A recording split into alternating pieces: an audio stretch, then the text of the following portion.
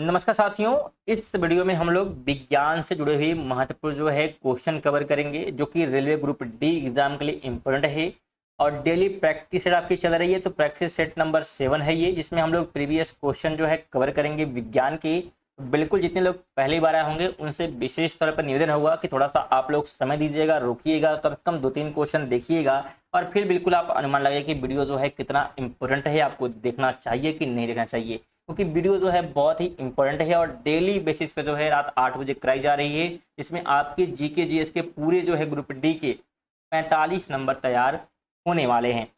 और बिल्कुल यहाँ से प्रश्न आपके एग्जाम में बने, क्योंकि प्रीवियस क्वेश्चन जो है आपको कवर कराया जाए जो कि एग्जाम में बने हुए हैं। तो टेस्ट भी देते हुए चलेंगे। कह रहा है मनुष्य के कानों में कुल कितनी हड्डियां होती हैं।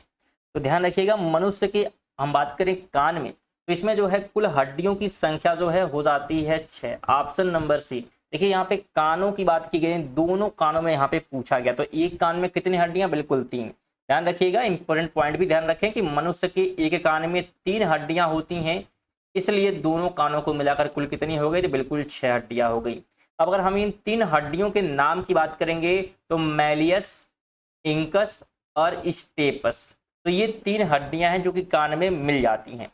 स्टेपस जो है मानव शरीर की सबसे जो है छोटी हड्डी होती है, जो कि कान के अंदर ही पाई जाती है। तो ये एक फैक्ट बिल्कुल आप ध्यान रखिए, जितने इंपॉर्टेंट फैक्ट बताए जाएंगे वो इंपॉर्टेंट रहेंगे, तो ध्यान रखिएगा। चलिए सेकंड की बात करते हैं। तो निम्नलिखित धातुओं को उनके जो है अभिक्रियाशीलता के घटते क्रम में व्यवस्थित करें। पोटेशियम, मैग्नीशियम और तांबा और सोना है। तो अभिक्रियाशीलता के घटते हुए क्रम में यहाँ पे व्यवस्थित करना है, तो जिसका राइट आंसर होगा KMg कापर और फिर एयू यानी कि गोल्ड। देखिए इसके बारे में बात कर लेते हैं, थोड़ा सा बहुत कंफ्यूजन है और देखिए सभी प्रश्न पूछे गए हैं। देखिए धातुओं की जो है सक्रियता श्रेणी क्रम में जो है पोटेशियम सबसे जो है अधिक क्रियाशील धातु है। सोना जो है इस श्रेणी में सबसे नीचे आता है, जिसका अर्थ है कि यह सबसे जो है कम अभिक्रियाशील होता है। और बिल्कुल इस प्रकार से अगर हम देखें सही क्रम, तो बिल्कुल यहाँ पे पोटेशियम हो जाएगा, मैग्नीशियम हो जाएगा, तांबा और कापर यहाँ पे बात करेंगे, या कापर बात करें, तांबा बात करें, फिर सोना हमारा हो जाएगा। तो ये क्रम हो जाएगा इसका। चलिए 4 की बात करते हैं। तो बहुत कम तापमान को मापने वाले यंत्र को क्या कहा जाता है, जो बहुत कम टेम्परेचर को मेजर करता है। बिल्कुल देखिए 2021 में पूछा गया है, तो पूछे गए प्रश्न ही कवर हो रहे हैं, तो चीज बहुत ही इंपॉर्टेंट ये सेशन आपका होने वाला है। अच्छा, इसका बी राइट होगा। क्रायोमीटर, क्रायोमीटर से क्या होता है, बहुत ही कम टेम्परेचर मेजर होता है। देखिए इससे भी इंपॉर्टेंट पॉइंट ध्यान रखिएगा कि कम तापमान को मापने के लिए क्रायोमीटर का उपयोग जो है किया जाता है, जिसे थर्मामीटर भी कहा जाता है। साथ ही ध्यान रखेंगे पायरोमीटर का जो उपयोग है बहुत उच्च तापमान को मापने के लिए किया जाता है। किसकी बात हो रही है, तो पायरोमीटर का। और अगर हम टेकोमीटर की बात करेंगे तो इसका उपयोग जो है वायुयान और मोटर नावों की गति मापने के लिए किया जाता है। आगे बात कर लेते हैं। तो तरल पदार्थों के सापेक्ष घनत्व को मापने के लिए किसका प्रयोग किया जाता है, तो इसके लिए जो है प्रयोग होता है हाइड्रोमीटर। ऑप्शन नंबर ए हो जाएगा। और देखिए 2019 में ये पूछा गया है। चलिए इसके बारे में भी 2-3 लाइन जान लेते हैं। तो हाइड्रोमीटर जो है तरल पदार्थों के विशिष्ट गुरुत्व या सापेक्ष घनत्व को क्या करता है, तो मापता है। और यह जो उपकरण है आर्किमिडीज के जो है सिद्धांत पर कार्य करता है। साथ ही ध्यान रखेंगे इसका जो उपयोग है उद्योगों में तरल के घनत्व की तुलना पानी के घनत्व से करने के लिए जो है किया जाता है। अगला प्रश्न है कि एक परमाणु में न्यूट्रॉनों की संख्या क्या होगी यदि द्रव्यमानों की संख्या 36 है और परमाणु क्रमांक की संख्या बिल्कुल 17 है। तो यहाँ पे हमसे न्यूट्रॉनों की संख्या जो है पूछी है। देखिए राइट ऑप्शन की बात करते हैं तो 19 हो जाएगा, सी हो जाएगा। देखिए कैसे निकाला गया है। देखिए न्यूट्रॉनों की संख्या जो है ज्ञात करने का सूत्र होता है कि जो द्रव्यमान संख्या है उसमें से माइनस करिए परमाणु क्रमांक। तो द्रव्यमान हमको 36 दिया है और परमाणु क्रमांक जो है 17 है, तो घटाने पे जो है 19 हमें क्या हो जाएगा, मिल जाएगा। साथ ही ध्यान रखेंगे परमाणु क्रमांक जो है प्रोटॉनों की संख्या को दर्शाता है। परमाणु क्रमांक क्या करता है, प्रोटॉनों की संख्या को दर्शाता है, जबकि जो द्रव्यमान संख्या होता है ये प्रोटॉन और न्यूट्रॉन का योग होता है।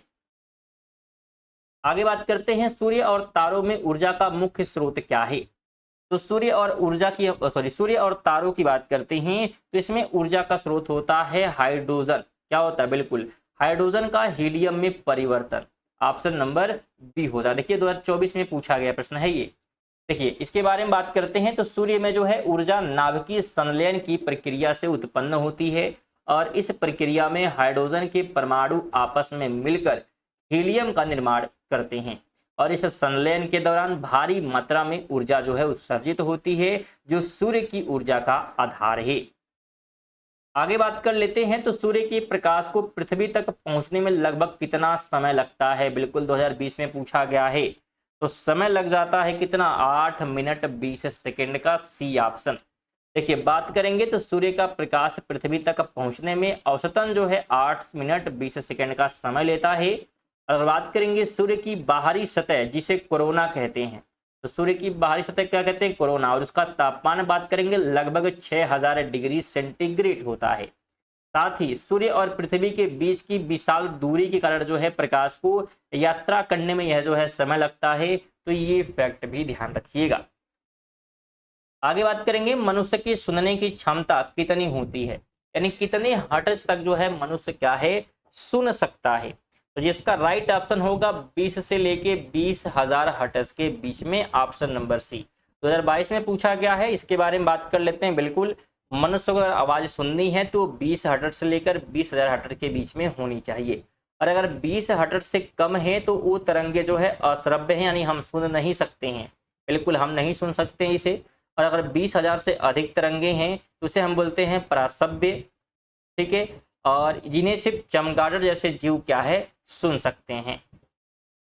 10 की बात करेंगे तो सौर ऊर्जा को विद्युत ऊर्जा में बदलने वाले यंत्र को क्या कहते हैं। जो सौर को विद्युत में कन्वर्ट करता है तो उसे कहा जाता है photovoltaic cell, option number C हो जाएगा। देखिए 2025 में पूछा गया है। देखिए बात करेंगे तो फोटोवोल्टिक जो सेल है सौर ऊर्जा यानी धूप को सीधे जो है बिजली में परिवर्तित करता है।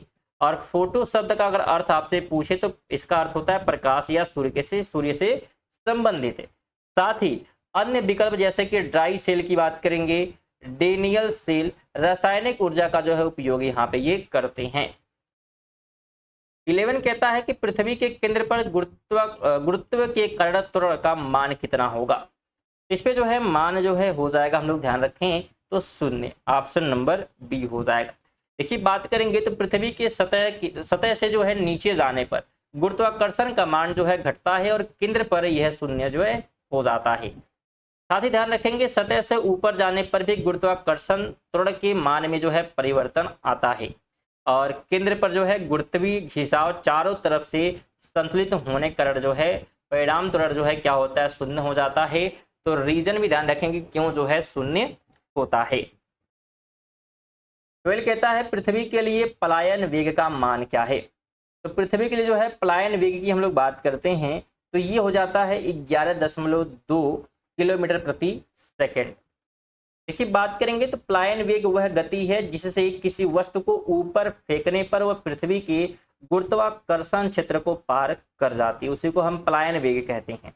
और पृथ्वी के लिए बिल्कुल यह गति जो है 11.2 किलोमीटर प्रति सेकेंड निर्धारित है और इसी गति से फेंकी गई वस्तु जो है वापस पृथ्वी पर कभी नहीं गिरती है।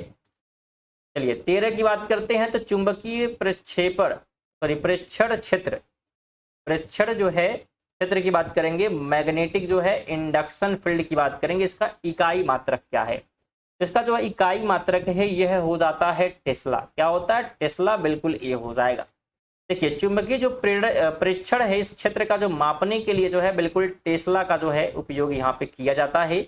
और एम्पियर की बात करेंगे तो विद्युत धारा और केल्विन की बात करेंगे तो उष्मा गति ताप को जो है एसआई मात्रक है इसका, तो ये आप ध्यान रखें। साथ ही कैंडेला जो है ज्योति तीव्रता का मात्रक है, तो ये भी आप ध्यान रखिएगा। 14 की बात करेंगे तो समुद्र की गहराई मापने के लिए किस यंत्र का उपयोग किया जाता है। अगर समुद्र की गहराई जो है मेजर करना है तो इसके लिए प्रयोग किया जाएगा फैदोमीटर, ऑप्शन नंबर बी हो जाएगा। देखिए बात करेंगे तो फैदोमीटर का उपयोग जो है विशेष रूप से समुद्र की गहराई मापने के लिए किया जाता है। और अगर अल्टीमीटर की बात करेंगे तो इसका उपयोग जो है विमानों की ऊंचाई मापने के लिए किया जाता है। अगर पॉलीग्राफ की बात करेंगे तो यह जो है लाइव डिटेक्टर यानी झूठ पकड़ने वाला यंत्र होता है। अगर वीडियो देख रहे हैं बिल्कुल इंफॉर्मेटिव लग रही है तो लाइक और शेयर भी बिल्कुल करते हुए रहेंगे और बिल्कुल अगर कर का प्रैक्टिस आप मिस नहीं करना चाहते तो सब्सक्राइब भी करके बेल आइकन को ऑल पर सेट कर देंगे, जिससे कि नोटिफिकेशन आपको रेगुलर मिलती रहेगी। चैनल बहुत ही इंपॉर्टेंट है क्योंकि आप हमारे चैनल के माध्यम से सुबह डेली जो है 6 बजे करंट अफेयर भी कवर कर सकते हैं, जो कि डेली 20 करंट अफेयर और इसी प्रकार इंपॉर्टेंट फैक्ट के साथ कवर होती है। 15 की बात करेंगे, बैटरी की खोज किस वैज्ञानिक ने की थी? तो बैटरी की जो खोज है ये की गई थी बिल्कुल वोल्टा के द्वारा, ऑप्शन नंबर सी।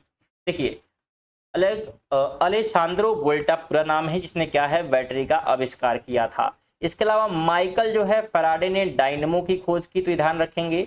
और विद्युत क्षेत्र में वोल्टा का योगदान जो है बैटरी और सेल के निर्माण में प्राथमिक जो है माना जाता है, तो इसे ध्यान रखेंगे आप। 16 कहता है कि समस्थानिक किसे कहा जाता है? देखिए समस्थानिक का मतलब क्या हो जाता है? तो समस्थानिक का मतलब है कि समान जो है परमाणु क्रमांक लेकिन भिन्न जो है परमाणु भार वाले तत्व, यानी परमाणु क्रमांक क्या हो, बिल्कुल सेम हो।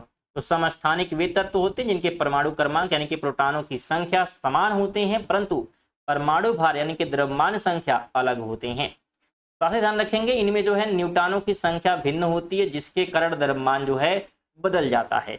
उदाहरण के लिए बात करेंगे तो हाइड्रोजन के जो है 3 समस्थानिक है, प्रोटियम, ड्यूटेरियम और ट्रिटियम। आगे बात करते हैं, अस्थि मज्जा में रक्त कणिकाओं के निर्माण की प्रक्रिया को क्या कहते हैं? तो इसे जो है कहा जाता है, बिल्कुल जवाब दीजिएगा, हेमेटोपॉयलिसिस, ऑप्शन नंबर सी आप राइट करेंगे। देखिए बात करेंगे तो अस्थि मज्जा में जो है रक्त कोशिकाओं यानी कि आरबीसी, डब्ल्यूबीसी और प्लेटलेट्स के निर्माण को जो है हेमेटोपाइलिसिस या हेमोपाइसिस जो है कहते हैं। और यह प्रक्रिया जो है शरीर के स्टेम सेल्स के माध्यम से पूरी होती है।